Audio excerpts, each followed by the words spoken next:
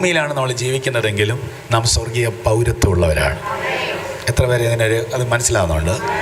V are the ambassadors of Jesus Christ എന്നാണ് അപ്പോസ്തലനായ പൗലോസ് പറഞ്ഞത്. നാം ക്രിസ്തുവിൻ്റെ സ്ഥാനാപതികളാണ്. മറ്റൊരു രാജ്യത്തിൽ നിന്ന് മറ്റൊരു രാജ്യത്തെ പ്രതിനിധീകരിക്കുന്ന വ്യക്തികളാണ് നമ്മളിവിടെ താമസിക്കുമ്പോൾ.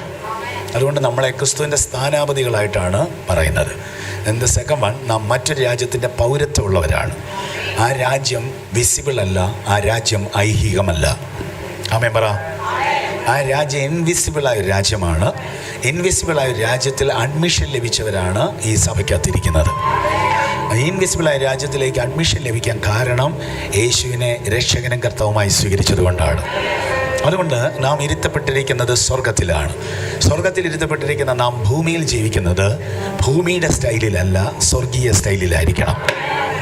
ആമേൻ പറയാമോ? കേരളത്തിൽ ജീവിക്കുന്നത് പോലെ ദുബൈയിൽ ജീവിക്കാൻ പറ്റത്തില്ല. ആമേൻ. കേരളത്തിൽ ജീവിക്കുന്നത് പോലെ USA ജീവിക്കാൻ പറ്റത്തില്ല. കേരളത്തിൽ ഇന്ത്യയിൽ ജീവിക്കുന്നത് പോലെ യൂറോപ്പിൽ പോയി ജീവിക്കാൻ പറ്റത്തില്ല. ദൈവത്തിന് മഹത്വമുണ്ടാകട്ടെ. ഒരു രാജ്യത്തിന് ഓരോ ലൈഫ് സ്റ്റൈലാണെങ്കിൽ ഈ രാജ്യം വിട്ട് വേറെ രാജ്യത്ത് ചെല്ലുന്നതാണ്. ആ ലൈഫ് സ്റ്റൈലിനൊത്ത് ജീവിച്ചില്ല എങ്കിൽ അവിടെ തുടരാൻ പറ്റത്തില്ല. അവിടുത്തെ നിയമങ്ങൾ അനുസരിക്കണം, അവിടുത്തെ ലൈഫ് സ്റ്റൈൽ അനുസരിക്കണം. ഇല്ല എങ്കിൽ അവിടെ തുടരാൻ പറ്റത്തില്ല. ഇതുപോലെ തന്നെയാണ് ദൈവരാജ്യത്തിനൊരു ലൈഫ് സ്റ്റൈലുണ്ട്. ഒരു സ്തോത്രം പറയാമോ? നിങ്ങൾ എങ്ങനെയും ജീവിക്കാൻ പറ്റുന്ന സ്ഥലമല്ല സഭ. എങ്ങനെയും ജീവിക്കാൻ പറ്റുന്ന ഒരു ഇടമല്ല ദൈവരാജ്യം എന്ന് പറയുന്നത്. ദൈവരാജ്യത്തിൻ്റെ ലൈഫ് സ്റ്റൈല് മനസ്സിലാക്കണമെന്നുണ്ടെങ്കിൽ ഞാനൊന്ന് ചെറുതായിട്ടൊന്ന് പറഞ്ഞു പോകാം. ദൈവത്തിന് മഹത്വം ഉണ്ടാകട്ടെ. ഈ പഴയ നിയമ ഭക്തനായിരിക്കുന്ന അബ്രഹാമിനോട് കർത്താവ് പറഞ്ഞു, അബ്രഹാമിനോട് കർത്താവ് പറഞ്ഞു, നീ നിൻ്റെ പിതൃഭവനം, ചാർച്ചക്കാരെ, സ്വന്തം ദേശം വിട്ട് പോകണം. അല്ല, ഞാൻ നിന്നെ കാണിപ്പാനിരിക്കുന്ന ദേശത്തേക്ക് പോകണം. ഇതൊന്നും വിട്ടില്ലെങ്കിലും ദൈവത്തിന് അനുഗ്രഹിക്കാൻ പറ്റത്തില്ലേ? ഈശോടെ നന്നായിട്ട് പറഞ്ഞാൽ ആ പ്ലാറ്റ്ഫോമിൽ നിർത്തി തന്നെ അദ്ദേഹത്തെ അനുഗ്രഹിക്കാൻ ദൈവത്തിന് പറ്റത്തില്ലേ? പറ്റും. പക്ഷെ അതെല്ലാം വിടാൻ ദൈവം ആവശ്യപ്പെട്ടത് അത് വിട്ടെങ്കിൽ മാത്രമേ ഞാൻ പ്ലാൻ ചെയ്യുന്ന രാജ്യത്തിലേക്ക് നിനക്ക് പ്രവേശിക്കാൻ പറ്റത്തുള്ളൂ.